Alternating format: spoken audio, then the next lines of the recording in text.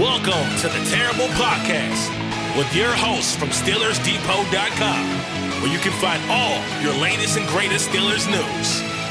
It's Dave Bryan and Alex Kozora, always lit, talking Steelers.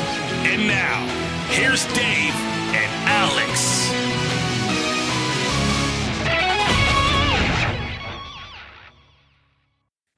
Welcome to the Terrible Podcast, Season 15, Episode 94. He's Dave Bryan. I'm Alex Kozora, SteelersDepot.com. Thanks for being back with us this Wednesday, Steelers Nation. And Dave Bryan is back fresh off his trip to San Diego. Want to again thank Ross McCorkle, Joe Clark for filling in. But Dave, good to be back with you. It's been a relatively quiet week, but still some happenings, and I can't wait to get your thoughts on it all.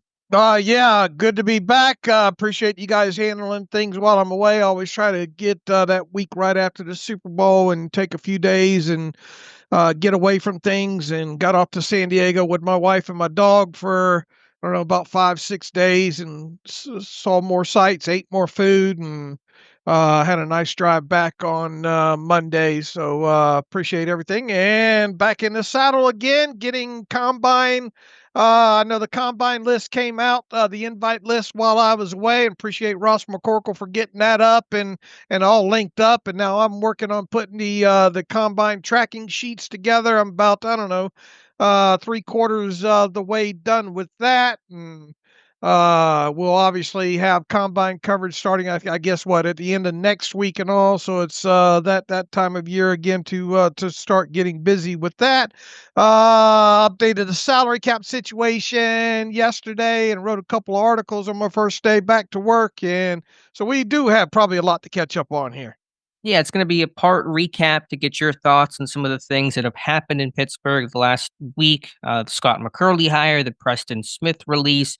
We'll briefly touch on the Trevor Lawrence saga, even though, again, not a true story, but it has still dominated the headlines for some dumb reason. I just want to get your thoughts on it all, Dave. We'll talk about some of the things you wrote about yesterday related to the salary cap and some decisions Pittsburgh has to make on their roster in the upcoming weeks. Let's start, though, with kind of a recap on some of the business that Joe and I talked about on the previous show, on Monday's show. Preston Smith officially released, no shocker at all to you or anybody else, saves $13.4 million in cap space before roster displacement.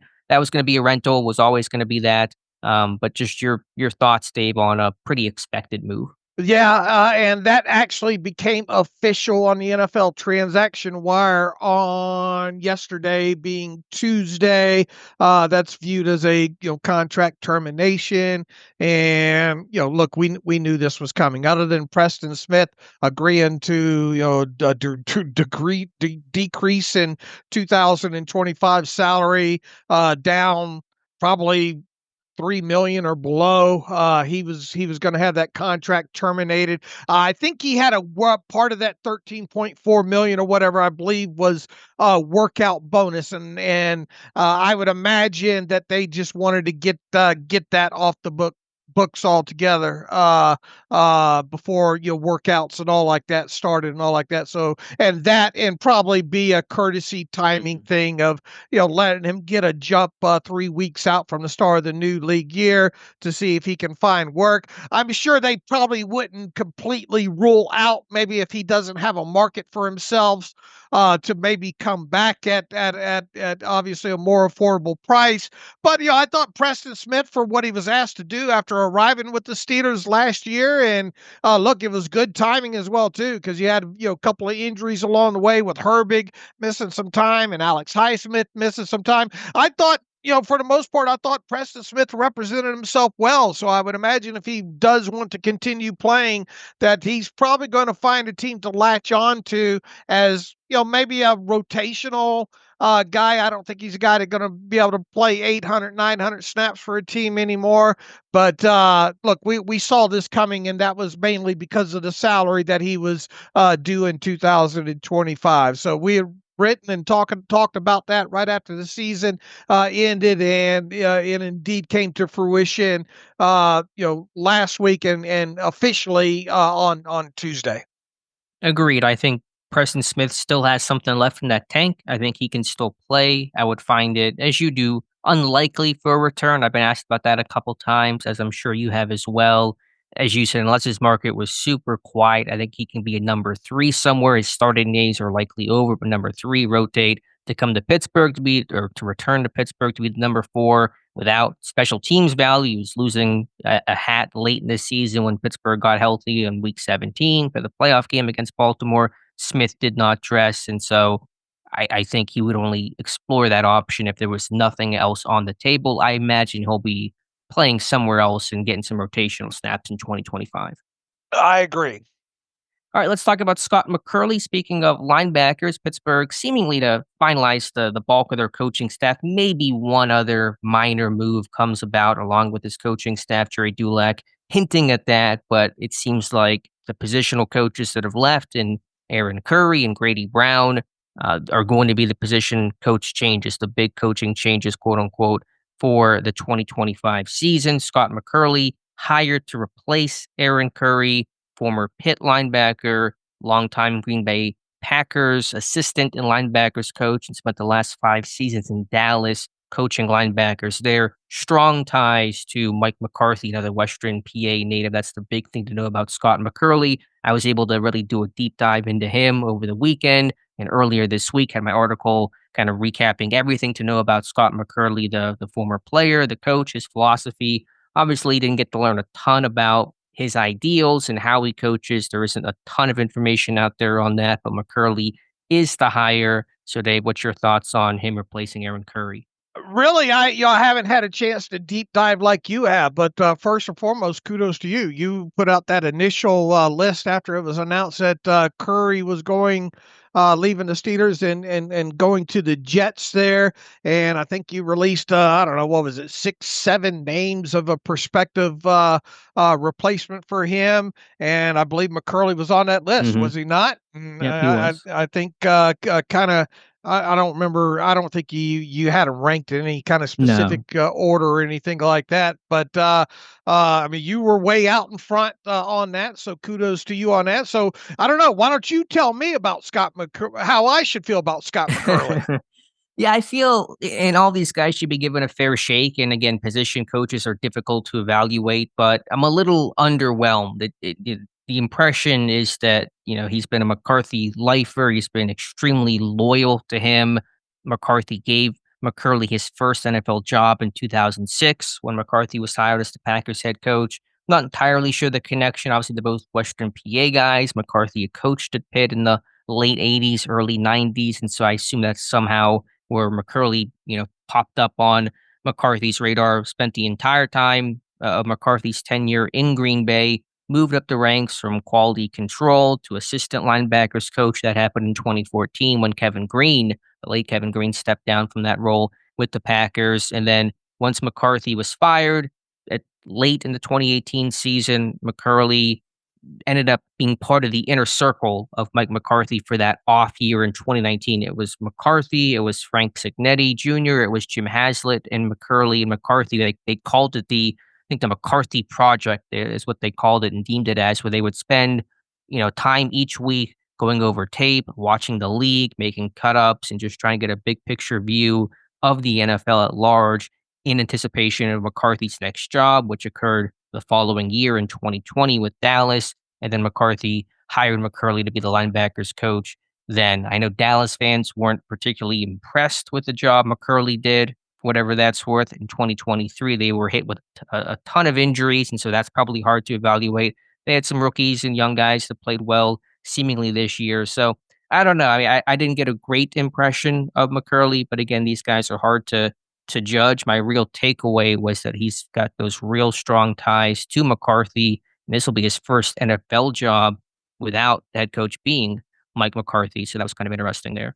What was your thoughts originally when Aaron Curry came to the Steelers? I'm trying to think back. I mean, he was a young guy. He had only been coaching for a couple years. He had coached at Charlotte for a time, and then I think spent 2 years in Seattle as an assistant. I think there was some excitement, a little bit of uncertainty about him and replacing a more established guy in Brian Flores. But recalling, hopefully I'm thinking back to it correctly, I think I was certainly more excited about Curry than I am McCurley. What would you consider McCurley's strengths? from what you know about him? Again, it's hard to really because there isn't a lot of information about out there on his philosophy. There's some videos, but a lot of it was just kind of inner workings of Dallas to evaluate linebackers and players. I mean, he talked a lot about communication and coverage ability and how that's important to be a three down guy, but a lot of it was boilerplate stuff that I'm sure every linebackers coach would share. I guess my takeaway for an optimistic view of the McCurley hire, he's an experienced guy. He's been coaching since 2006, and so he's run this Dallas room for the last 5 years, and so they're pivoting probably more towards a veteran type than and Aaron Curry, he was an up and comer when hired by Pittsburgh. That was his first time leading a linebacker room or the inside linebackers at the least. And so McCurley has coached outside guys, he's coached inside guys. He's done it all. And so maybe they're betting on a more established veteran guy can help this team and ease maybe some of the communication concerns. And when trouble happens, can you get these things turned around? I'm guessing they're banking on McCurley being able to do that more effectively. And what worries you the most about a guy like McCurley coming in?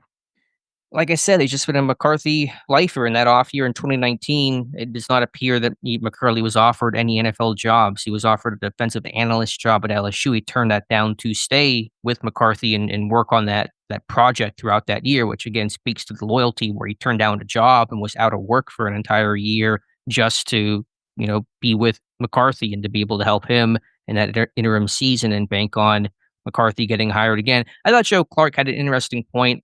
It's probably I don't want to call it a safe assumption, but a good bet that Mike McCarthy's the head coach in 2026. And so could he try to poach McCurley then? I don't think that's going to happen, but that's a thought that if McCarthy gets hired, will he try to bring his old guy back?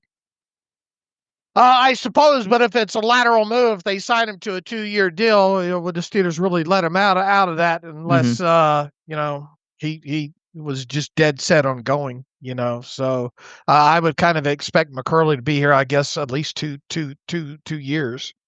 Same, yeah, they could block it, obviously, if it is that lateral move. And so, and McCurley, because it is his hometown, I don't think that would happen, but just thought it was an interesting question posed. But just though the overall concern is that is this just a guy that, McCarthy's been around the entire time and he's gotten a job because of Mike McCarthy? And does that speak to him as a quality coach or not? Again, it's hard to say, but just felt underwhelmed but by the little that's out there. And again, people can read the post and we'll see what happens. And ultimately, the play will dictate how the hire is perceived. And, Patrick Queen in year 2 in Pittsburgh, Peyton Wilson year 2 in Pittsburgh, and the NFL, their development and their ability to kind of settle in is going to be obviously very, very key. Yeah, and look, it's going to be an interesting year because of potentially some of the shakeups in the inside linebacker room. We'll obviously see what happens with a guy, experienced guy like a Landon Roberts. We expect him to return, re-sign. As you mentioned, second year for Queen, second year for Peyton Wilson. You expect both those guys to be a lot more comfortable in that defense. I would imagine. I mean, Tyler Matakevich is really only a special teams guy, so even if he is re-signed for whatever reason, not a guy that you're going to expect to see on the field much. And then, Mark Robinson has been, we haven't really seen a lot of Mark Robinson too much over the years as well, too. And they could most definitely add to that room via draft pick, via undrafted free agents as well, too. So there's going to probably be an infusion. And we'll obviously see what happens with Cole Holcomb over the course of the next 3 weeks as well, too. See if the Steelers either get him to take a salary cut or you'll wind up just cutting him out right there. And then, I can't help but think talking to Josh and coming out of the East-West Shrine game, that Bruner kid just looks like he's got you might as well go on down to the tattoo parlor and get a Steelers if he doesn't already get a Steelers logo tattooed on him, because you can really see a guy like that being added later in the draft to be a special teams developmental kind of player in this thing. So look, results speak volumes. It's really, really hard to judge positional coaches around the NFL, especially when you don't when they come from another team that you don't follow a lot, and also when those guys don't speak to the media a lot. Sure, sure. So we'll just see what happens. But I still have a twinge of disappointment to see Curry and Grady Brown leave. I've warmed up to the Gerald Alexander hire. I did my big book on him, and I think there's a lot of the same ideals that he has, that Grady Brown has had, that the team possesses in turnover culture and those types of things. I just will say overall, and maybe fans, media have made a little too much out of Mike Tomlin's change comment at his year-end press conference.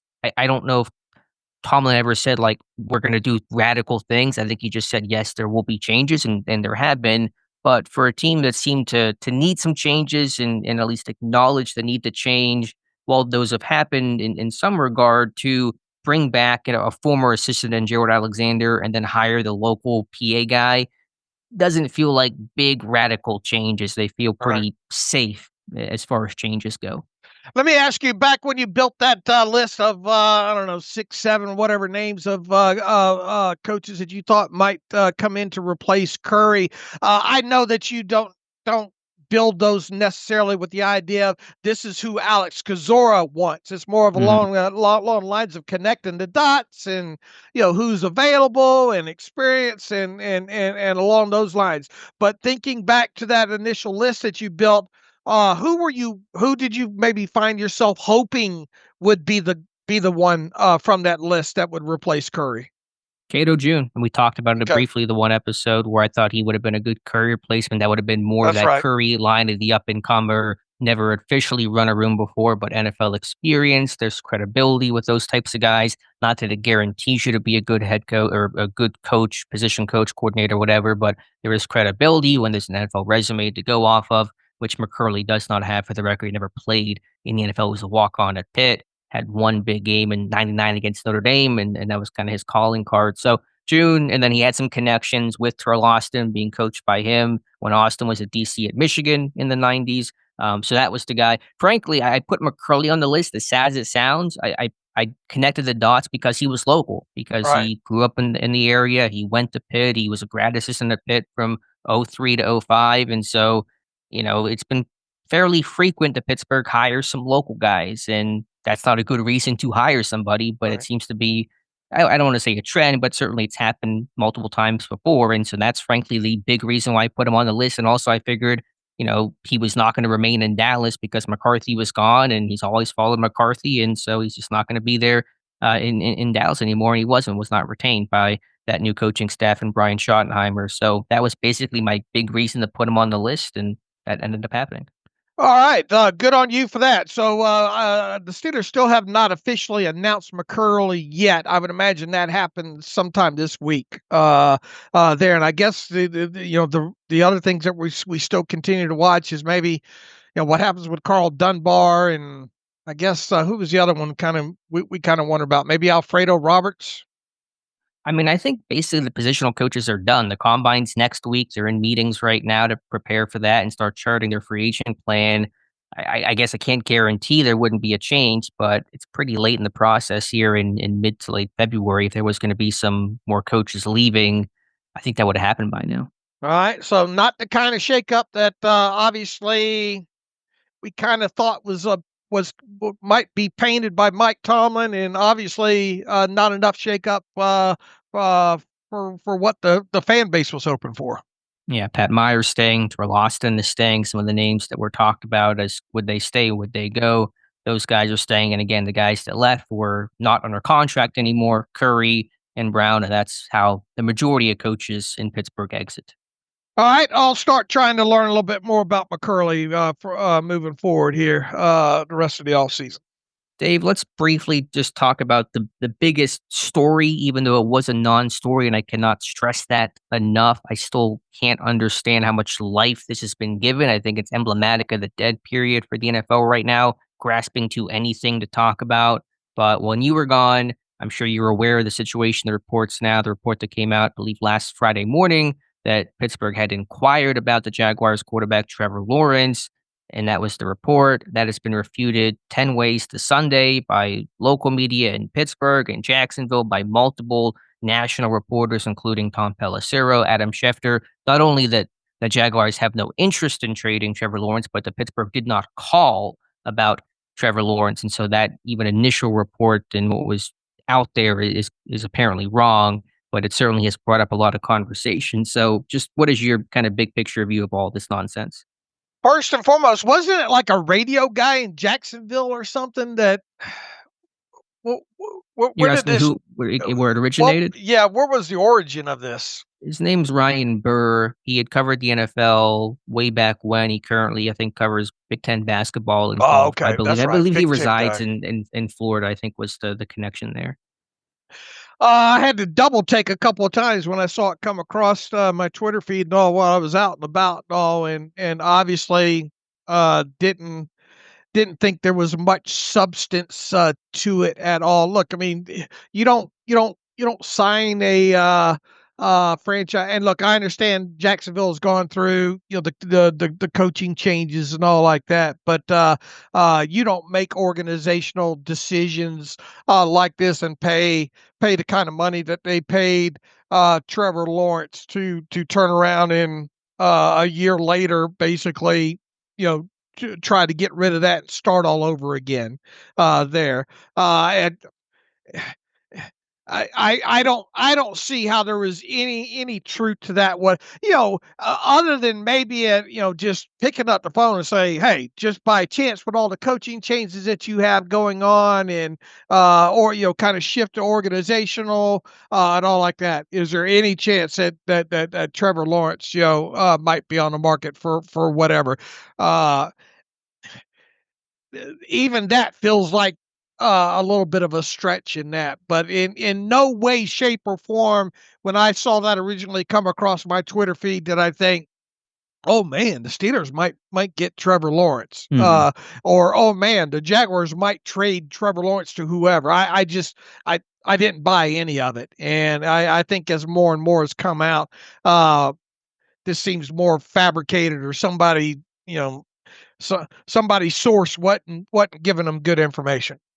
Yeah, again, I don't wanna sit here and say that it was totally made up, that the guy, you know, pulled it out of thin air. I give people the benefit of the doubt, but all I know is the reporting from people you trust, local media, Pittsburgh, Jacksonville, national media say that Pittsburgh did not call, and so I'm gonna trust them over the original report. I think most people would be wise to do the same. Yeah, on its face, is it a crazy idea to call and just see, as you said, given the new regime change there, Lawrence is not coming off an especially great 2024 season either. It's not the craziest idea in the world to call, but the Jaguars, of course, were never going to trade Trevor Lawrence. Liam Cohen was hired because of Trevor Lawrence and working together with him, and the giant, massive amount of dead money that the Jaguars would take by trading away Trevor Lawrence. And so, but Mike Florio is the worst offender here, still talking about it, trying to theorize, oh, was this some sort of low level Jaguars staffer trying to put that balloon up into the air? No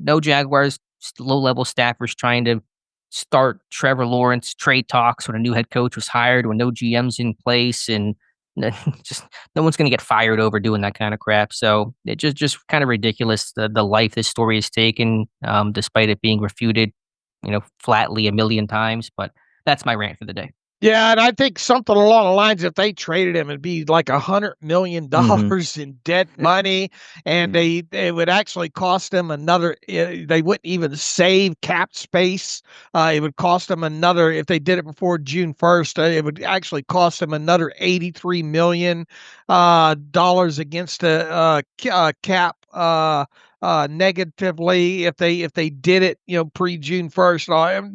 None of it adds up. Now, I don't think we should spend a lot of time on this, obviously, but if it came out and the Jaguars said, "Look, we would entertain trading Trevor Lawrence," would I pick up the phone and at least inquire what they would be looking for if I was the Steelers? Yes, I would. Why wouldn't you? It costs nothing to do that. But outside of that, I never bought any of this.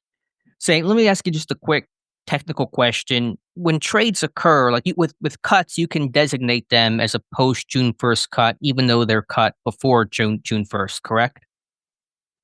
Yeah. Once the start of the new league year happens, if you wanted to cut somebody and designate them. I think teams get two of those in off season that they can do. Yeah, but if you're asking if you could do that for trades, no. Okay, that's what I was going to ask about. Can you be able to so when you trade somebody, it is applicable to the literal date you trade them. There's no June 1st trade designation, correct? Correct. Okay. So I just wasn't 100% sure on that. That's how I thought it worked. So I just wanted clarification there, and good time to mention that. So another reason, yeah, why the Jaguars would never do that, because they're not going to trade Lawrence in June after the draft. And, you know, they couldn't trade him before June 1st because of the dead money of the cap. It would just be absurd. So enough about that. Dave, let's kind of stick though with the financial salary cap. It's always a good time when I see that salary cap update post go up on Steelers Depot, as it did on Tuesday. So kind of run through where Pittsburgh is at. It's a refreshing conversation because Pittsburgh has cap space and the ability to even create some more. So kind of walk through big picture where this team sits. Yeah, and the reason one of those was obviously due because a significant shift in the contract termination of Preston Smith, as we covered at the top of the show. Preston Smith was scheduled to carry a 2025 salary cap charge of $13.4 million after displacement in the Rule of 51, as it sits right now, took place. The team effectively cleared $12.56 million in 2025 salary cap space as of yesterday, and technically today, because nothing else has happened. The projected Rule of 51 total, and that includes all dead money charges currently on the books for 2025, is expected to be a total of around a little more than $226 million, and that being an estimation is mainly due to George Pickens having an estimated 2025 base salary of $3.575 million, and that's a result of him qualifying for the proven performance escalator raise. We won't know the exact number of the new base for George Pickens for 2025 until the NFL officially releases a salary cap number, which should be coming up here obviously soon with the start of the new league year. I think 3 weeks from today, Alex, if you can believe that. Currently, I'm working off of the assumption that $272.5 million will be the salary cap number. That number obviously could come in a little lower than that, a little bit higher than that, but the people that do these projections, Joel Corey being one of them, are right around this number, so I wouldn't imagine those guys are going to be too far off from that.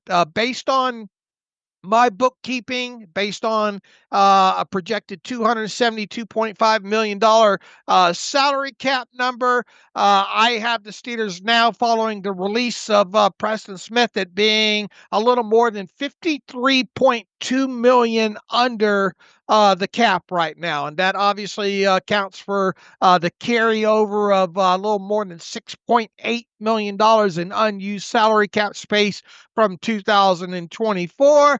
Now, as I always like to say, while that amount 53, look, for the Steelers for this time of year, that's an absurd amount of salary cap space. Absolutely absurd based on history with this team. You got to remember that you've got forthcoming costs as the offseason progresses on.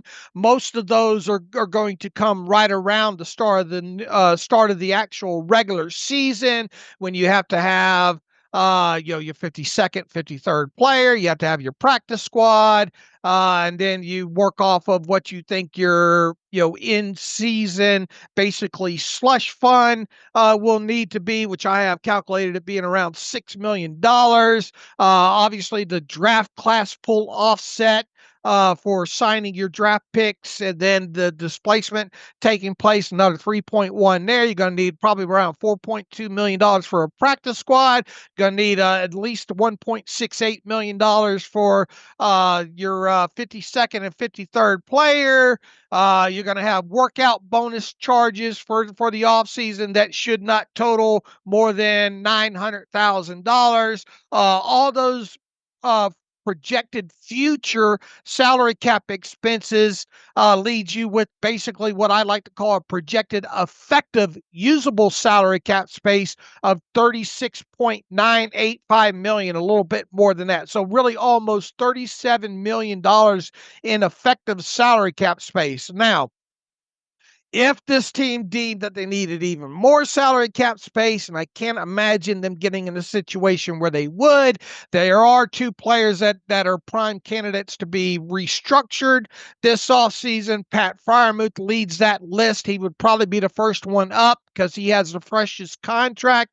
There's a little more than $7.2 million on a traditional full restructure to be had there. If they wanted to take it a step further, which I don't think they will, Alex Highsmith would probably be next on that list.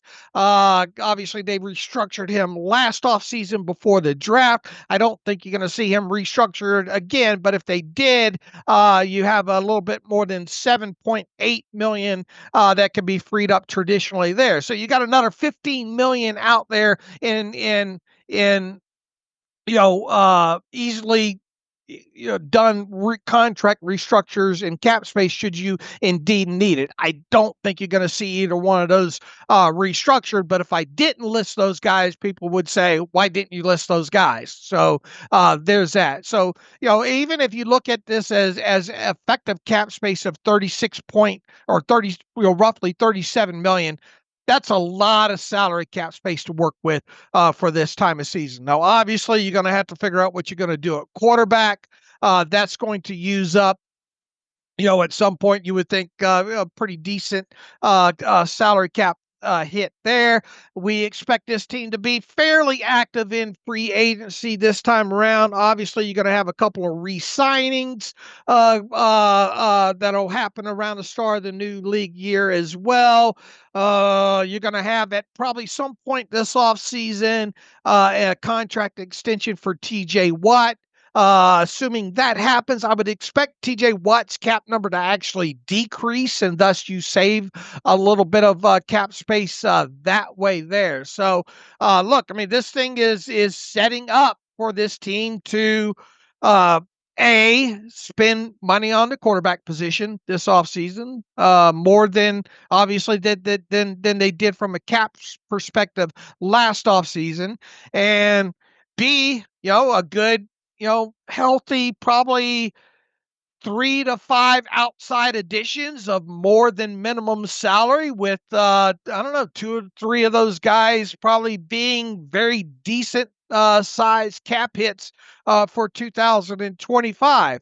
Obviously, from a cash perspective, this team right now, according to my numbers, is with the rule of 51, around $170.5 million in cash that's set to be on the books. Now, obviously, if most of these players in this rule of 51 don't make the roster, there's no, most of them don't have, guaranteed money tied to them, so they would just be replaced by whoever else, takes their place on the list there. But just using that rough figure of like the $170.5 million in cash total, and considering that the salary cap number for the league is expected to be a little north of 270 million, and considering that I'm really expecting this team to spend, almost close to 100% of the total cap number in cash this offseason, that leads you, roughly around $100 million in additional cash that I expect this team to spend. Now, obviously, the draft class is going to eat up a little bit of that with signing bonuses. We talked about the quarterback position, and probably going to be a hefty signing bonus related to that. TJ Watt, if he does get a new contract, while his cap numbers should decrease, you're going to have a larger cap cash expenditure as part of a signing bonus. So his cash total will actually increase while his cap charge actually goes down. But all in all, And look, here's the other thing, and we're going to get into the backside of this, you and I think, here in a minute. Preston Smith is out the door. We knew that was coming. We had kind of questions about what's going to happen with really 4 other players currently under contract when it comes to the start of the new league year here 3 weeks away. Larry Ogunjobi, Cole Holcomb, Cordell Patterson, and to some extent, if you it's not a huge amount of cap space or money, but Dean Lowry's another one I think to watch there. Obviously, by cutting, if you were to cut all 4 of those guys right now, the cap savings to those guys would be nearly $15 million after roster displacement takes place. So, we talked about an additional $15 million this team could have if they restructured both the Pat Freiermuth and Alex Highsmith, both of which I don't think are going to happen. But if they decided to part ways with these 4 players specifically, you're talking about $15 million in cap space that way. And that's significant. To Can I just go ahead. just one clarifying point? So that you said there's 37 million in effective cap space now. So that wasn't considering releasing those 4 players, correct? So if you That's did right. that, you would have 52 million in effective cap space if those 4 players were cut, correct? Right. Okay. Because you would save another almost $15 million in cap space after roster displacement by cutting all 4 of those guys. Okay, so let's talk about them. And even if a Dean Lowry, I'm with you. I think Lowry probably is at least carried through camp just as some depth, but that's not going to change the cap number, that situation too much. So Ogunjobi's the big name and maybe the most immediate name with a mid-March roster bonus due. And so you had an article yesterday basically outlining decision day is coming soon for Larry Ogunjobi. Will the team pick up and exercise that roster bonus and option bonus, or cut him ahead of that? Seems like they're gonna cut him, but we'll have to wait and see what the team decides. If they do cut Ogunjobi, they're gonna be thin, but hopefully should address that in the draft. Yeah, and to review here, Ogunjobi is set to earn $7 million in total earnings in 2025. $3 million of that is due on March 15th as a roster bonus. So, within 3 weeks, you're going to have to decide. Is he staying or is he going? Basically, they're not going to pay that $3 million roster bonus and then turn around and with the notion of potentially cutting him. So that decision is really coming up here really, really quick here on March 15th. Now, a lot of people will try to look at his salary cap charge for 2025 and justify decisions based on that. His cap charge is a little more than $10.5 million. As it sits today, his APY for his contract is almost $9.6 million. That's not the way that you look at this thing, in my opinion. You look at what the player's set to earn in 2025, which is $7 million, and you decide, is he worth that money? And you make your decision based on that. Now, on the backside of that, as we've kind of talked about, is this defensive line room is already kind of thin, as it is. So, you've got Cameron Hayward, you've got Keanu Benton. You've got right now, obviously, Ogunjobi's in that room. You have Logan Lee, who's yet to play it down. You have Slade, who's still under contract, who is yet to play an NFL down. Who else is in that room? Dean Lowry, Montravius Adams. Both of those guys, you hope that you don't get in a situation where you're having to pay those guys a lot of money. So, And Loudermilk's a free agent. And Loudermilk's a free agent. If you brought him back, it's probably going to be a minimal deal. And once again, you don't want to get a situation where you have a guy like Loudermilk playing, 700-800 snaps. I don't think there. Now, the good thing about the timing of all this too is March 15th is 3 days after the start of the new league year. So if you did not make the decision prior to the start of the new league year, you still have kind of basically a 3-day grace period to make the decision. Maybe somebody comes available at the start of the new league year where you'd much rather put your money in. a guy that you think could play more and perform better than Larry Ogunjobi at or maybe slightly higher, more steeper price. You obviously would sign that guy and then turn around and then release Larry Ogunjobi. I have a feeling that my gut tells me that if they don't, that their plans will already be set, they'll have a good idea what path they're going, and that if indeed they did cut Larry Ogunjobi, they would do so before the start of the new league year to give him an opportunity to catch on. Now, look, Larry Ogunjobi's not the same player that he was several years ago. In fact, I think if you look at his play against the run, if you look at pass rushing production. If you look at how he was used, more snaps as a pass rusher as opposed to a run defender. All in all, this is a player that's on a decline. This is a player I think that missed 2 games last season. I think if you look at his career, I think only 2 or 3 seasons has he played every game in. So it's reasonable to expect that a guy like Larry Ogunjobi would miss at least 2 games in 2025. You start adding that all together, and you do kind of wonder: is he even worth $7 million? And I think the answer is no, and that's why I do expect, unless Larry Ogunjobi is willing to take a pay cut, that you'll see him out the door here within the next 3 weeks.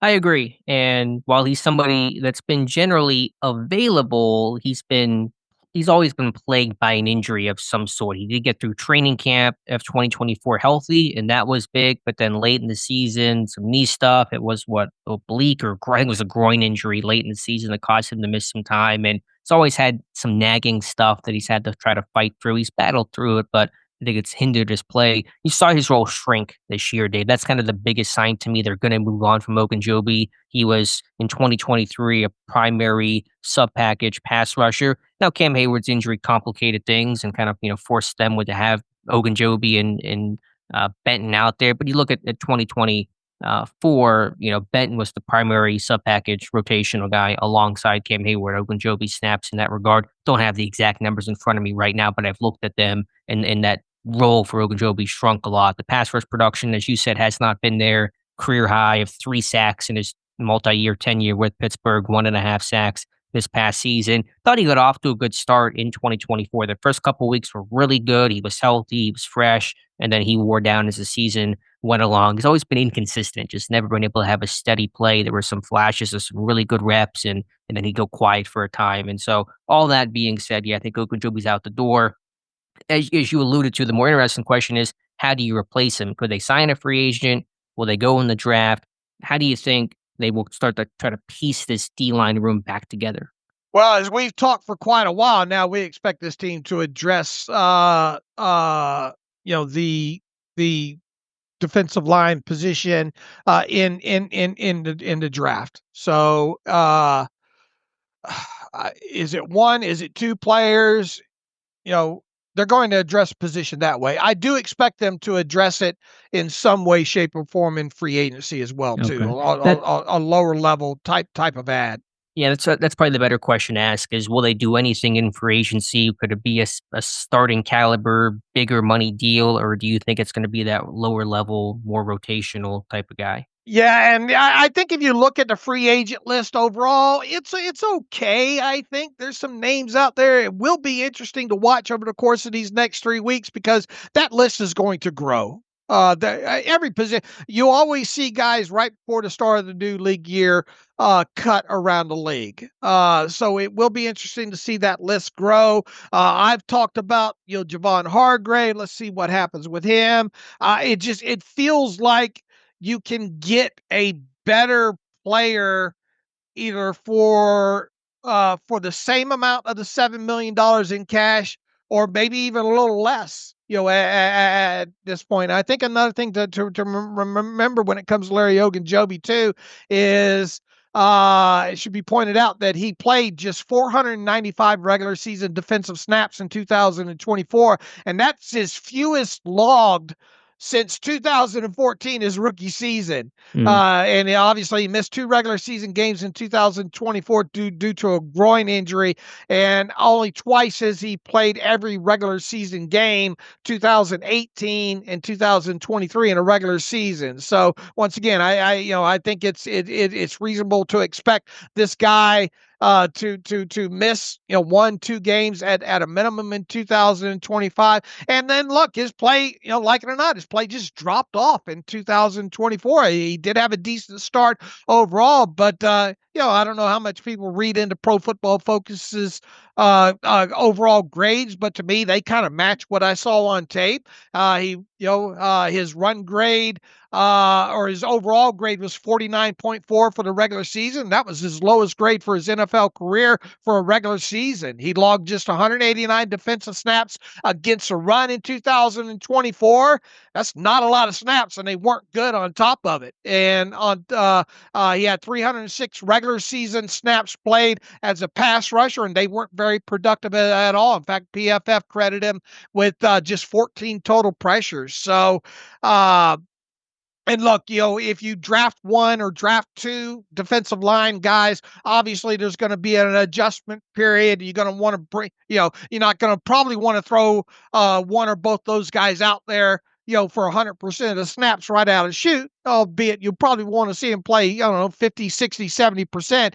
It still feels like they're going to need a veteran in that room, at least at the early part of the season. So I would expect that they did part ways with Ogunjobi, that you will see them try to address that position with a Hargrave, with, I don't know, who else is out there, Alex Hill, Yeah. a couple other names out there, but I would expect them to not break the bank, but at least add a guy that they view could be an upgrade over Ogunjobi, and more importantly, a guy that can play against the run better.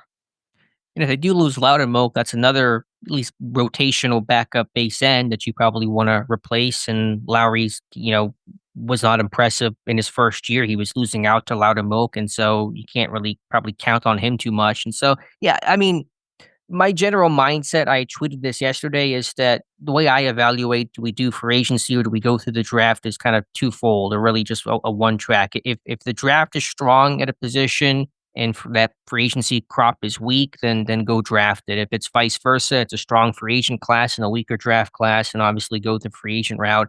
Because of how strong it is with the D line in the draft, I think that's the more likely path for Pittsburgh to take. Get younger, get cheaper, get a 4-year deal, or maybe a 4-year deal and a 5th-year option for a first round pick.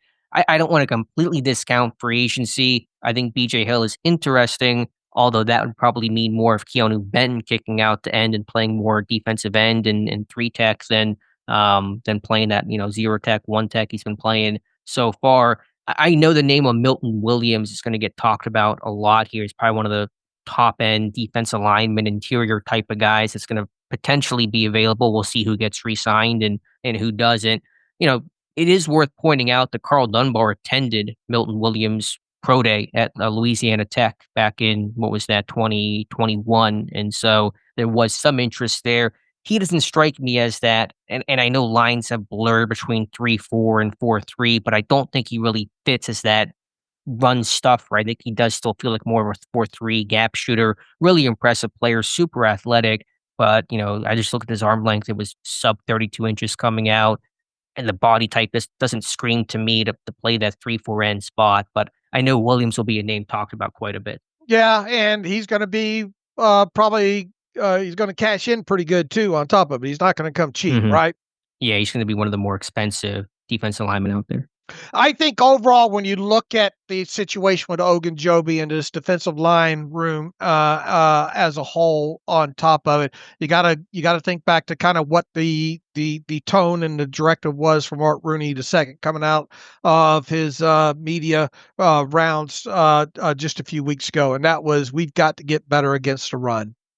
So you don't retain Ogunjobi just because, well, we don't have anybody else. The rest of the room isn't the depth isn't where we like it to be, and we'd like to have an experience, at least have an experienced body there. Either Ogunjobi's getting it done against the run, or he's not. I don't care if he's costing you a minimum salary or if he's costing you $17 million in cash. I think just the overall, you got to look at, can this guy get it done against the run? Can it get you to where you want to be against the run? That directive from Mark Rooney II. And I think the answer to that is no. So I think that's where the conversation kind of begins and ends with Larry Ogunjobi. I will be a bit surprised if he is on this roster March 15th and gets that roster bonus. Not saying that it can't. I've learned over the years to not speak in absolutes when it comes to this stuff. But if this team obviously wants to make the move to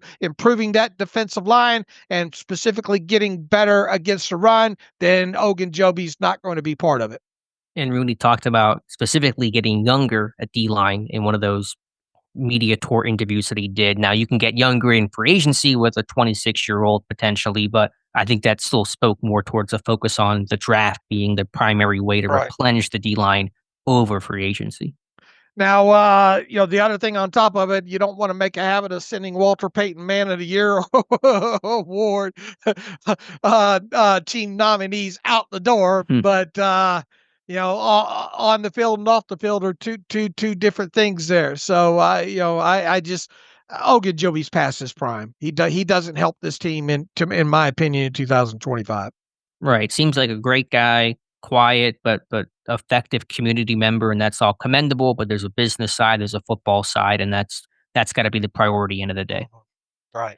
The other guy you wrote about was Jaylen Warren, who we do expect back in 2025. The question will be just in what method: restricted free agent, going to be tendered.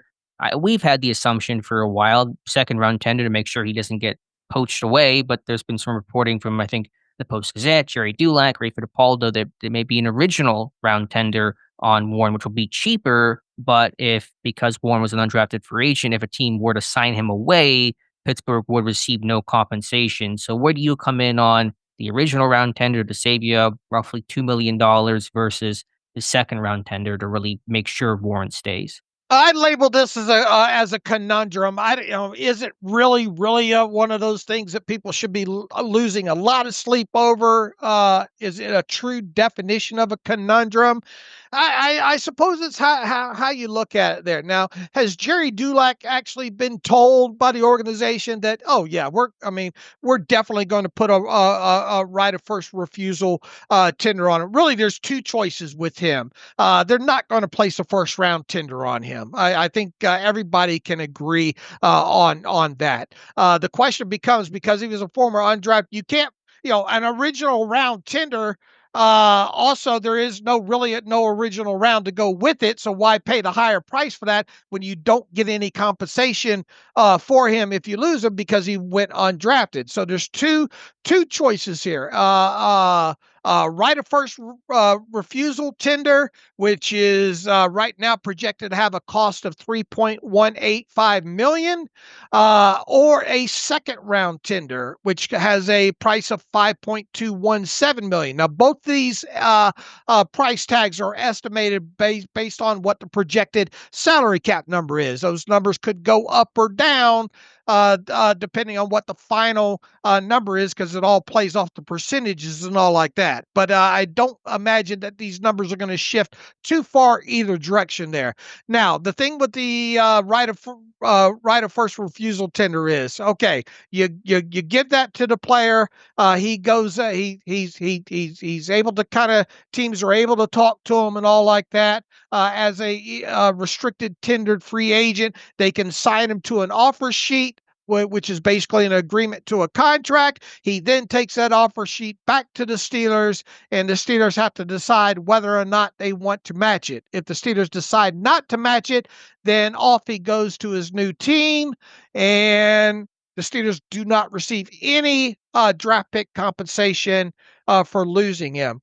And he would not be counted in a future compensatory formula, correct? Right. That all changed a couple of years ago with who was the Charles Clay, I think, the tight end. Anyway, around that time when anyway, the language has changed where you don't get compensatory value for lost, tendered, restricted free agents now. Okay. So And just at one point, teams used to get credit for that, but they don't anymore. So gotcha. there is that aspect of it. Now, with a second round tender, it restricted tender, it is just what it says it is. You tender them at a higher price, which in this case are estimated 5.217 million. If a team decides they want to sign Warren to an offer sheet, then Warren takes that offer sheet back to the Steelers. If the Steelers decide not to match it, then he signs with the new team, and the Steelers would get a second round draft pick in return from that team that signed him away. No team in their right mind is going to sign Jaylen Warren away at the risk of losing a second round draft pick. It just, I mean, once again, don't want to speak in absolutes, but I can almost speak in an absolute when it comes to that. Jaylen Warren's a good back. He's not worth a second round pick, in my opinion, to any team to sign away as restricted free agent there. Now, obviously, the difference in these two amounts is essentially, a little more than $2 million. But that $2 million difference buys you peace of mind that you will retain the player. So if you gave Warren a second round tender, you're going to retain him. If you give him a right of first refusal, if a team comes in with and signs him to an offer sheet that you don't like or not willing to match, out the door he goes. And then obviously on top of all this is what's going to happen with Najee Harris, what's going to happen with Cordell Patterson. I think we both agree that probably the likelihood of Najee Harris to return isn't great. Although I don't think you can completely rule it out. Personally, I'm expecting Najee Harris to end up elsewhere this offseason. We'll see what happens with Cordell Patterson, and specifically by week 1 of the regular season. I think the Steelers could do better there. I would not be surprised if Cordell Patterson is cut even by the start of the new league year. You run the risk of, if you give Jaylen Warren a right of first refusal restricted tender, of having your whole running back room basically from 2024 being obliterated. Some might say that's a good thing. Some might consider it a bad thing. Now, this draft class obviously is supposed to be, deep and a good looking one from a running back perspective there. But and that might play in some. And look, there's probably going to be some desirable unrestricted free agents out there, whereas Warren is a restricted free agent. Teams also, the restricted free agent process takes a little bit of time too. So if right out of shoot a team goes, we'd really like, Jaylen Warren, we're going to sign him, to an offer sheet, and then there's the whole, I forget, is it 5 or 7 days that it's 5 to take it back to a team? There's time tied up there at the start of free agency where a team that might sign him to an offer sheet might have to be in limbo while other things go off the board, in the form of unrestricted free agents there. And then at its core, you got to wonder, as far as offer sheets go, the Steelers don't like doing anything related to up to or incentive related contracts for whatever reason. I'd like to, if I ever got Omar Khan on this show, I would ask him, what is the deal with Ovaltine? Those kind of questions that probably wouldn't be asked in other situations, just to cure my curiosity. They just don't like incentive contracts. They don't like those up to contracts. I could really see a team out there with Jaylen Warren, if they sign him to an offer sheet, being a fair base value and having an up to value of, if you log this many snaps or this many carries, this many yards, total yards, whatever, to kind of inflate the value to give them something to aim for. And the Steelers just don't like matching those kind of contracts. On the flip side, the Steelers hate guaranteed money for non-positional leaders top of the market value of guaranteed money past the first year. What if a team were to sign Jaylen Warren to even a deal that, let's say, was, I don't know, 3.2 million APY, but they fully guaranteed the first 2 years of the deal? The Steelers just don't like doing that. So do you want to spend the extra $2 million and guarantee that Jaylen Warren returns in 2025? Or do you want to play a game of chicken of right of first refusal, thinking that your market research and what's going on around the rest of the league, nobody's going to even try to sign him to an offer sheet despite not having to give up any compensation as a right of first refusal restricted tender? So that's the biggest decision coming up over here. Now, look, even if there's nothing to say even now between now and the formal deadline of giving Jaylen Warren a restricted tender before the start of the new league year that you can't work out a contract extension with him. I would imagine the Steelers are probably trying to do that. But on the flip side, Jaylen Warren and his representation on the back end are probably saying, look, if we just wait a little bit longer, we're going to get an offer sheet of at least 3.1 million, or a tender of at least 3.185 million, or a second round tender of 5.217 million. So it would behoove Warren, unless the Steelers blow his doors off, that he that he wait and let wait and see what the tender process is here. So basically, it's a $2 million decision here when it comes to the Steelers. And Jaylen Warren's a good back. Is he a great back? No. Is he an every down back? Probably not. Is there concerns about his pass protection? This is a guy that's never carried the football more than 150 times in the season. So, and then obviously the draft class, the quality of the draft class and potential other unrestricted free agents plays into this. So it's a $2 million decision, basically, the difference between right of first refusal and second round tender, and whether or not you want to play a game of chicken.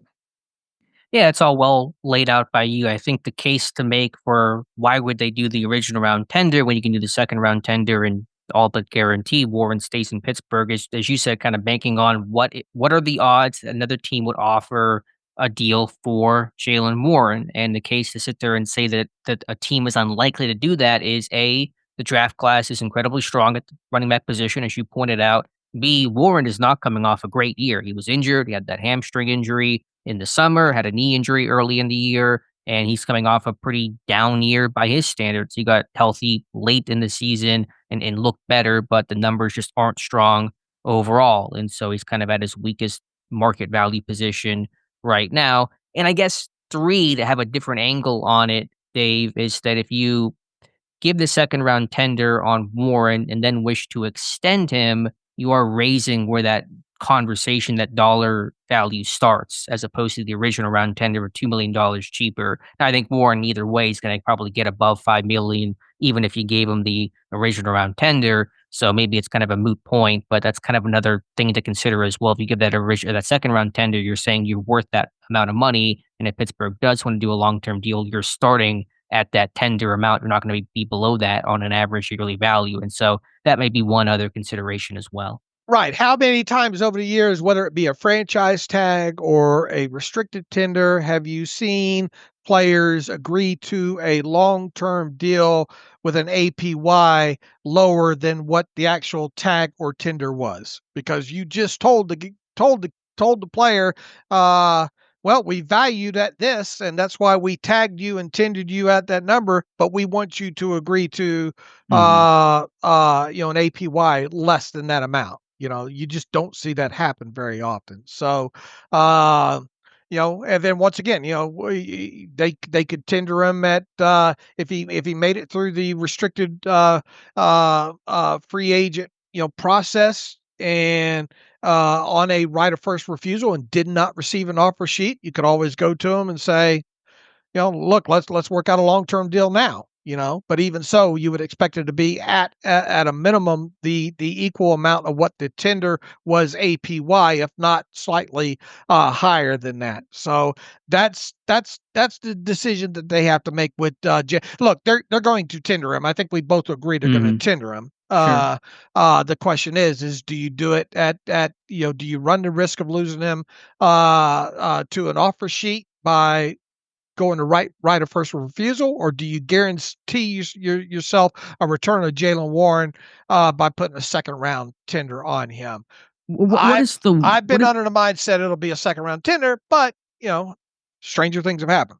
Right. What is the window for teams to offer, put in an offer sheet on a player tendered? Is there a timetable on that?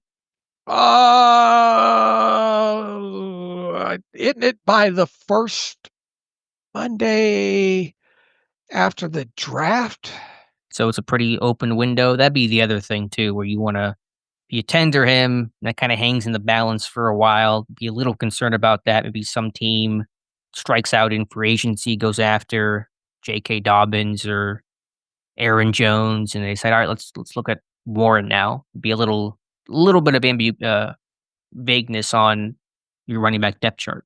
Looks like April 18th is the deadline for Okay. restricted free agents to sign offer sheets. So All right. pre-draft. So pre-draft, and then the deadline for prior club to exercise right of first refusal to restricted free agents who signed offer sheets is April 23rd. That's a deadline for which? For deadline for prior club to exercise the right of first refusal to restricted free agents who signed offer sheets. Okay. Gotcha.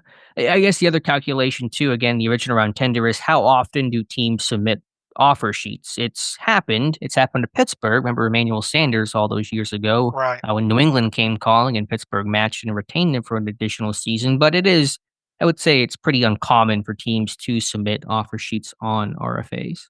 Well, here's the thing. You do enough of your research with understanding if you sign, you're not going to put all that vested time and energy into getting a player to sign an offer sheet as a restricted free agent if you think there's a good chance that offer sheet's going to be matched.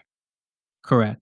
And Now, there's in the certainly old days, you used to have that old poison pill thing where, if Steve Hutchinson. Was the yeah, famous dude. where if a player plays 8 games in Seattle, or Minnesota, things that you knew the other team couldn't match, but they've obviously done away with the poison pill aspects of that, and that's no longer allowed when it comes to things such as that. So a team, a team that and here's the other part of that argument here is a team, even if you put a right of first refusal tender on Jaylen Warren, if another team out there likes him and want to sign him, they're not going to put in the energy, even though they don't, even if it falls, or even if there's no draft pick compensation involved, which would be in that case with the right of first refusal,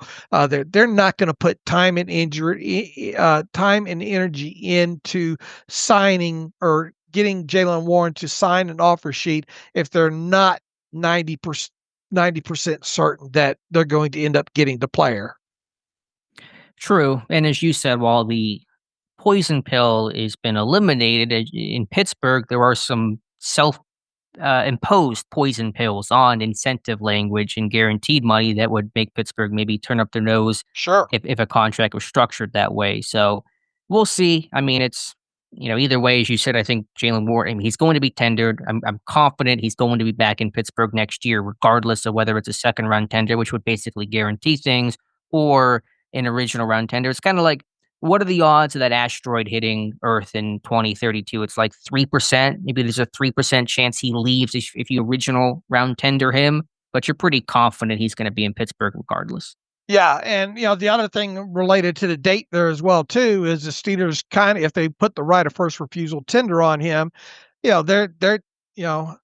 have to wait all the way till April 18th to see if there might be a team out there. A team might decide, look, let's go look at all the draft class and guys and see where they stack up and who we think we could potentially get in the draft.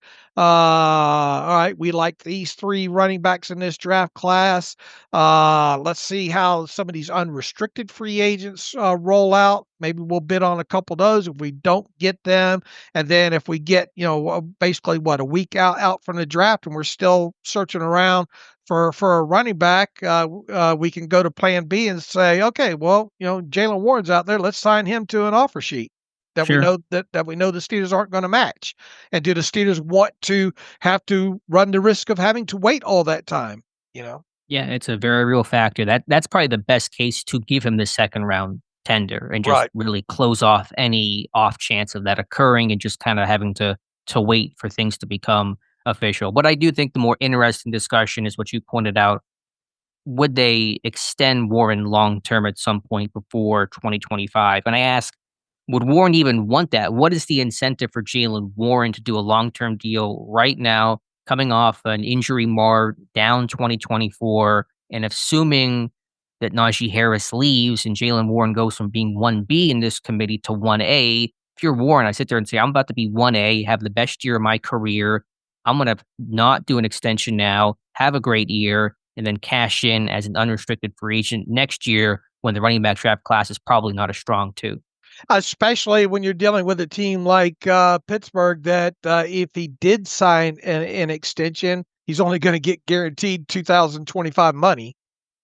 Right, right. Pittsburgh's not gonna. I don't know how common is it for running backs to get second year guaranteed money on lower level deals. I can't imagine that is a super common thing. But I maybe mean, I'm I wrong. don't want to say it doesn't happen, but Right. I'm sure it uh, happens to the high end guys. I don't know for right. a guy at did Ramondre Stevenson get any second year guaranteed money from the Pats on his deal?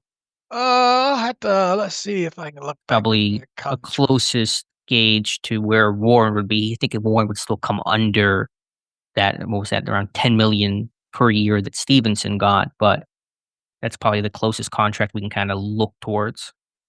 He did get the base salary guaranteed, fully guaranteed in both 2025, the full base salary. So he is Ramadre's due a base salary this offseason or this coming season at 2.75 million, and Nope.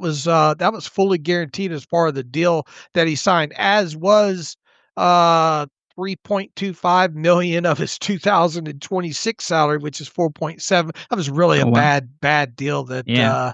that the Patriots did with him. It's so bad, and his performance was so bad that they just might cut bait here with him in a couple of weeks and make him a post June 1st cap casualty. Yeah. New head coach in there, that could happen. So all right, fair point. Yeah, but point is in Pittsburgh, he's not going to get that. And so I think there's good reason for him to play this year out. And I just go back to, I know you've always mentioned it when it comes to receivers and second contracts. The last Pittsburgh Steelers running back that was on the roster to get, a long-term extension of sizable money was Willie Parker in 2006. Pittsburgh may have the longest such streak in the NFL. That's maybe would be a fun offseason study to check out. So they do not have a good track record of signing these backs to second deals. So, will that change with Najee Harris? Will that change with Warren? History is just that. It's just history. But a notable point, because we bring it up a lot in the wide receiver conversation, where I think it's even more relevant for the running back discussion. Let's see, when is the deadline for the restricted tenders? It's obviously by the start of the new league year. I'm trying to find out if that. Yeah. I think it is by the actual start of the new league year. Is it? Okay. So we'll see. Expect the tender for Warren. The question will be second round or original round, right of first refusal, and go from there. All right. All right, Dave. Anything else? I guess we should address again. These are these dumb stories that pop up in these dead periods where there isn't much else for the media to talk about. We can talk about anything. We'll talk about the tender for 20 minutes like we did. But so George Pickens in an interview saying dream teammate would be Aaron Rodgers. People are saying, oh, this is a big swipe at Justin Fields and Russell Wilson. It's not. This is an interview for people that don't know that took place, I believe, August of 2024. So last year, it was a dream teammate hypothetical. He talked about Ed Reed. as well. So this was no slight at anybody. It was just George Pickens answering a question that was hypothetical and for fun. And so, of all the George Pickens stories that could be out there and be made something of, this is the last thing that should be talked about. How did that get rebooted at this I time of year? think it was one of those NFL, aggregate accounts, NFL Watch or whatever it is, had posted that. I think that's where it started from, or somebody probably resurfaced it. Who knows? And it kind of ran from there. Right. So not new news. He just rebooted an old Yeah. interview from last offseason. Right, but didn't say that part, that it was an old interview, and so just for clarification there. Dave, anything else? I know you've been away, but any draft updates, anybody else that you've watched or thought about, especially with the combine looming? If not, we'll talk about it more for a Uh, future episode. yeah, we'll talk about more. I'm getting back in the saddle once again of getting these combine sheets together and getting back into the tape after being away for a little bit. What about the T Higgins news? Yeah, I should mention that expectation is that T. Higgins will be franchise tagged by the Bengals. There was a Sports Illustrated report from the Bengals camp that came out and said that national media has been a little less certain on that, but basically hinting that it's very likely to occur. And so Higgins, uh, doubtful to hit the open market. Again, I never thought he was coming to Pittsburgh, but that will be another receiver and what would have been the top receiver name off the board, assuming he is tagged. And what have I said all along? I think the Bengals will be absolutely stupid to let him out the door. Now, reports that they will tag him are different than actually tagging him. Now, the actual period to start using the franchise tag on players began yesterday. So, not completely out of the woods there yet. But I look. Very talented guy. You got Joe Burrow over there. You got Jamar Chase. I think you got to do everything in your power. And yeah, I understand they got the defensive lineman defensive Hendrickson. Hendrickson that they're trying to get something done. And the age old saying you can't pay everybody. Well, you can. It's just how bad do you want to do it? How you want to shift stuff around, future cap liabilities and all like that. I At its core, I think that'd be absolutely stupid to let Higgins out the door. So we'll see when they actually. We'll talk more about this when and if they actually use the franchise tag on him. But I've been expecting that to happen, since the season ended. Yeah, like I said, even if he hit unrestricted free agency, which seems doubtful, Pittsburgh, I don't think would have been in play. But there is a domino effect where that's one less receiver for Right. other teams to go after. I think the other interesting story, maybe more pertinent for Pittsburgh, and I'm a little fuzzy on the details. Maybe you can fill me in, Dave. Chris Godwin in Tampa Bay, they just did something with the void year the void year date in his contract. I believe they moved it back, which might be a sign they're trying to work out a long term deal.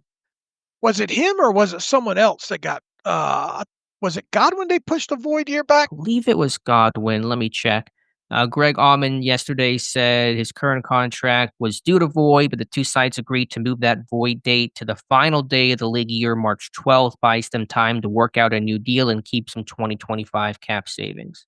Okay, and that was Godwin, right? Yes, Chris Godwin. Okay. Wasn't there somebody else that got the void date moved I too? believe there was somebody else. Yes, I can't quite remember the name, but that's becoming common with the Oh, increase in voidable. it was Byron Murphy, wasn't it? Yeah, the corner in Minnesota. Right. Right. Right. So.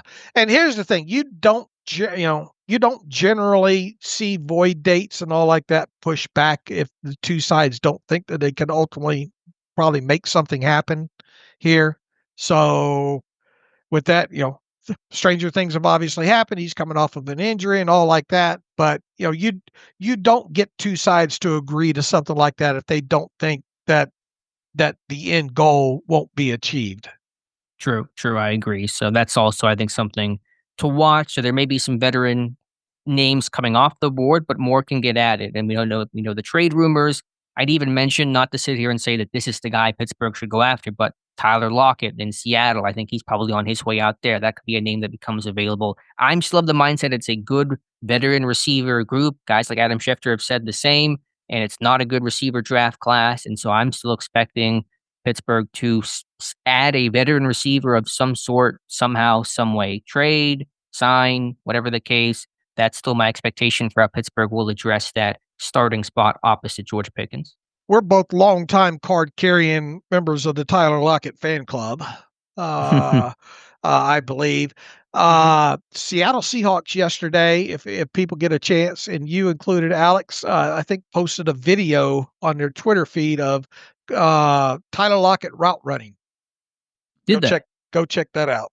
Okay. Yeah, I mean, the concern with him is age. He's in his early 30s, 32, maybe 33 years old. So he's not going to be a long-term guy. But again, my whole thought about this is that, okay, yes, there's not that amazing all-pro free agent out there, especially Higgins off the board, Godwin potentially off the board. Pittsburgh doesn't need that. They need a number 2 receiver and a run-heavy offense that can just surpass Van Jefferson's 24 receptions last year. So if you get a guy that comes in, I'm making up numbers, catches 45 balls for 600 yards and 4 touchdowns. That's what Pittsburgh is looking for. So that is more than attainable on the open market or the trade avenue in this current class of potential names. And who was the Cardinals wide receiver that got injured that they were going to was it Cardinals or the Jaguars? Christian Kirk, Jaguars. Christian Kirk. Yeah. That's another name to potentially watch, I think. Yeah, Pittsburgh was reportedly going to trade and set to trade for Christian Kirk last year midseason, and then he broke his collarbone right around the trade deadline, out for the season. He's got a big number, new regime there, new head coach, new GM. Would not be surprised if Kirk was released, and could certainly see him end up in Pittsburgh because you can probably get him cheaper on a longer term deal if you're Pittsburgh. So that may be honestly one of the favorites to talk about in terms of what the team will do this offseason. And obviously the Cooper Kupp and the Devontae Adams tidbits will still continue to flow out there as well.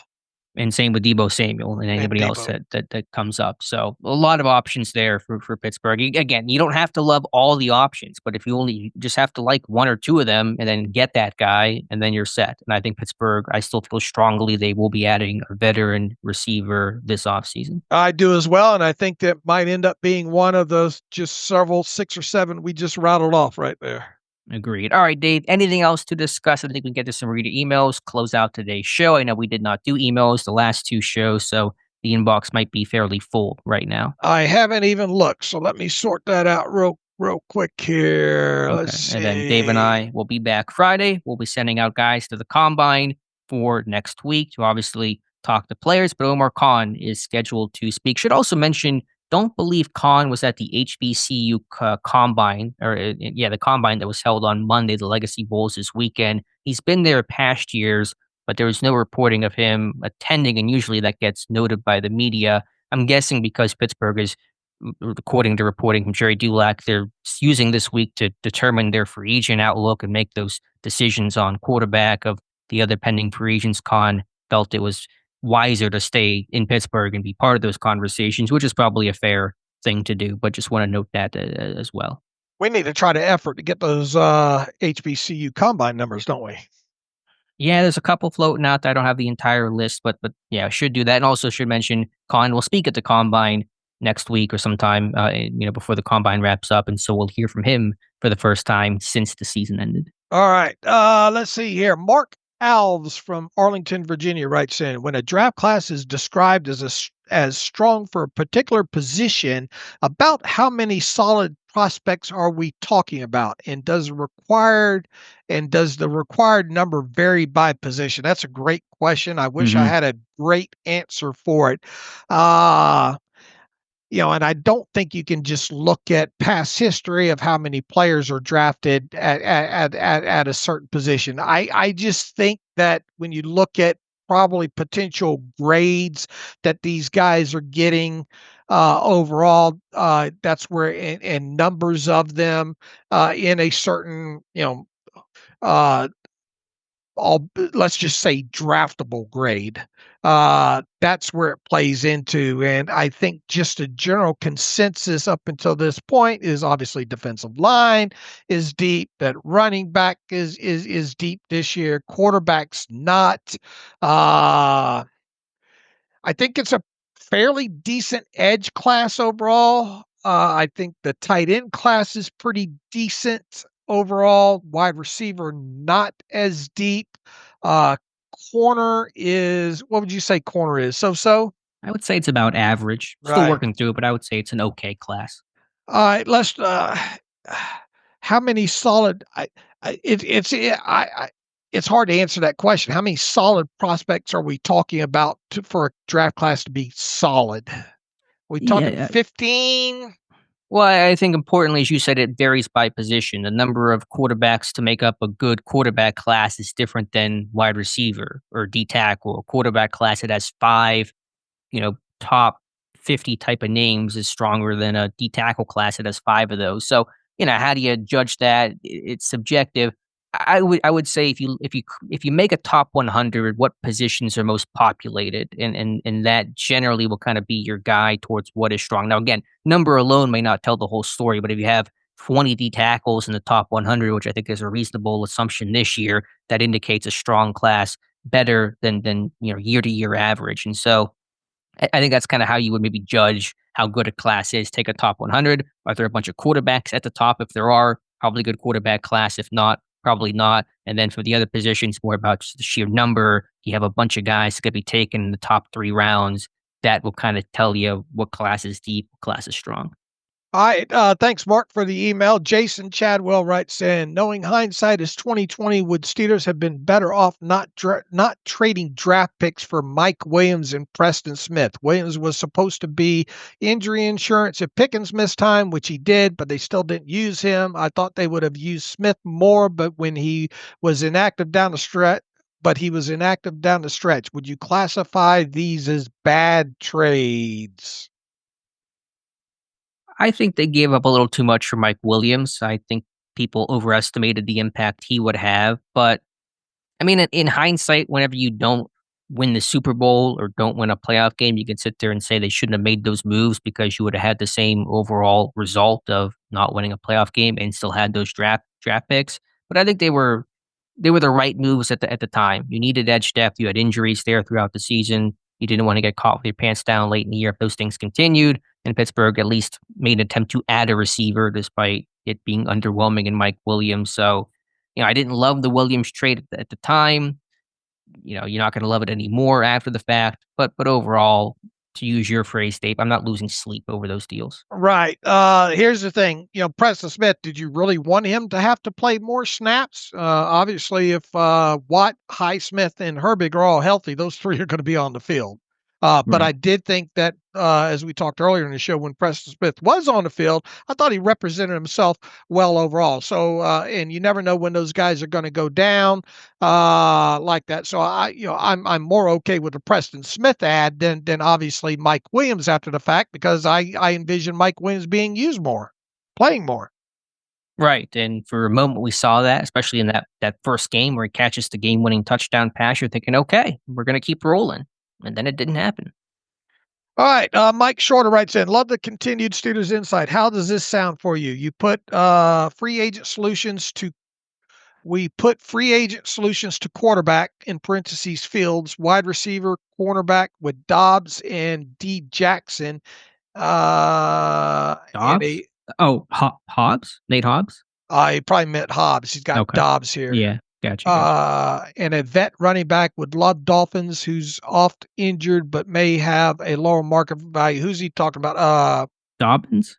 Yeah, he says he would love Dobbins. Oh, I thought he said a Miami. Would love Dobbins, who's off injured, but may have a lower market value. We then draft Tyler Warren, tight end in the first, have to trade up using 2026 picks, add a defensive lineman in the second, and a running back or a D lineman in third or fourth. Imagine Tyler Warren, George Pickens, Muth, a real wide receiver number 2, and Austin/Wilson, plus a stud defensive lineman from a deep class. Lastly, doesn't feel like the San Diego Chargers may be our biggest challenger for wide receivers and running backs. It's not San Diego Chargers anymore. You can tell how old Mike's probably my age there. I guess the gist of this is he would like to see this team, go Fields, wide receiver, cornerback, in free agency, and a vet running back on top of it someone like Dobbins and then draft Tyler Warren in the first and then trade up using 2026 picks to add a defensive lineman in the second and a running back or a defensive lineman in third or fourth. I'm a huge Tyler Warren fan, but I mean I think with this loaded defensive line class, regardless of what you do in free agency, you got to address defensive line early. Tight end is a luxury, although Tyler Warren is a hell of a luxury to go after. And, obviously you had Daniel Jeremiah came out with his mock draft second one yesterday and had Ashton Jitchi going to the Steelers. How do you feel about that? I know we talked about it a little bit. Would you consider Genti if he did fall? Seems unlikely, but possible if Genti would have slipped to 21. I'm not. I mean, I love Genti. He's one of my favorite players in this draft. He's just a fun guy to watch, and so it's nothing against the player. Just is Pittsburgh in position to add a running back in the first round? Again, I talk about that as kind of the cherry on the sundae. Whenever the rest of your roster's in place, then go add the top tier running back and really put you over the top. I do think Pittsburgh is in at least a better position to consider running back in the first round than they were in 2021 when they had no offensive line. At least they've invested in the O-line first, and the running back comes after the fact. And so it's a little less backwards than before. But still, this team is not a running back away from that. Now, to the reader question, I mean, you can certainly. And I think he says here with Tyler Warren, he's anticipating having to trade up using 2026 picks in the first to get Tyler Warren. Yeah, I mean, I think expectation he's going to probably go before 21. I don't love that. I mean, giving away next year's capital when you're maybe pursuing a quarterback next year, you probably want to have some draft capital on your side for that. And so, of course, you may get comp picks next year, but who the heck knows? And not going to be maybe the highest comp picks in the world. So probably wouldn't do that for Warren. I mean, the other stuff, again, you can make a roster a million different ways, and that's awesome. And I'll be doing that hopefully for my mock off season later before free agency. But it's hard to really comment on every particular thing. I would just say I wouldn't trade up for Warren and give next year's draft capital. And I do just want to see how Pittsburgh addresses cornerback in this offseason. Will it be free agency? Will it be draft? Probably a mixture of both. But will they spend good money on a corner in free agency? I really don't know which direction. I'm leaning towards yes, they will spend good money on a corner, a Travarius Ward, somebody like that. But I'm a little unsure exactly how they're going to approach cornerback. What if something happens that Tyler Warren somehow slips to 21? Yeah, and when we mentioned it a time or two before, I'm sure we'll continue in the future. To use your word, I think it's the right word, luxury. I mean, I understand it's a multi tight end offense Arthur Smith's system runs, and these guys can be moved around. It just feels like that's not the right position to address. But again, it depends on what does the board look like. Was there a big run on D lineman, for example? Why did Warren fall? So it's hard to answer those things in a vacuum. Right. The thing is, too, it'd be hard, other than not running up that card right away to get a guy like Tyler Warren. I think you do let that phone ring and see if you can go down one or two spots, maybe. I know we've talked about so much D-line in the first round, but what other positions are we maybe too focused? I mean, if you look at mock drafts rarely get Pittsburgh or D-lineman in the first round. Not that that really means anything, but it is typically corner, very often receiver. Are you still committed to D-line in the first round? How much do you think about a receiver, et cetera? I think there's really only two other positions from a need aspect that you consider other than defensive line. That would be wide receiver and corner. No, would you sit there and say the receiver class is not deep, and so let's take a receiver in the first round and then get a second round D lineman because that is a stronger class overall? That's the only way you could justify it, especially too. I mean, if two of my guys, if two or three of my guys are right there at 21 from the defensive line class that are got to haves, it'd be hard to bypass. Is there any receiver in the first round that you've really thought about a lot? I'm still kind of working through. I'm still working through the position group. Luther Burden. Haven't studied Burden specifically yet, but I was watching the Missouri offense. I did the report on his teammate Theo Weiss Jr. and Burton flashed for me in an offense. It was pretty tough to watch at times this year. So if that guy fell, there may be intrigue there on my part. I'm still in defensive line camp, as you can tell. Yeah. Okay, but the combine will, I think, give us both some more information, some more clarity. All right, let's see if I got any more here. Let's see, anything else? Trade out. Joe DeFazio writes in, would the Steelers ever consider trading out of the first round at the return, included a 1 next year? My thinking is to obtain capital in 2026, which theoretically will have a better quarterback class. So would they consider trading out of the first round entirely this year if the return included a first next year? I think you have to consider it, but again, these things are hard to answer in a vacuum. Depends on what's the offer, what's the board look like, what did you do in free agency, what did you not do in free agency, and so I think any wise GM should be considering those things, and there is a valid case for next year's quarterback class that makes a lot of sense. But again, it just depends on a half dozen variables that we can't answer. All right, I think we got through all of them here, Alex, and I think we burned up 90 minutes in the process. All right, glad to have you back, Dave. We'll talk to you Glad to be back. Friday and then go from there. All right. In the meantime, you can follow me on Twitter/X at Steelers Depot. Follow Alex at Alex_Kozora. Follow the show at Terrible Podcast. Email the show, theterriblepodcast@gmail.com. If you like what we do and want to donate, SteelersDepot.com, hit the donate button. Also, if you like an ad-free version of the site, SteelersDepot.com, hit the ad-free button, follow the directions that way. We have an app out there on iOS. Go to the Apple Store and search for Steelers Depot. You'll find that way as well. We will be back on Friday. Talk a little bit more about draft prospects and anything else that has happened Steelers related. So until then, as always, thanks for listening to the Terrible Podcast with Dave and Alex.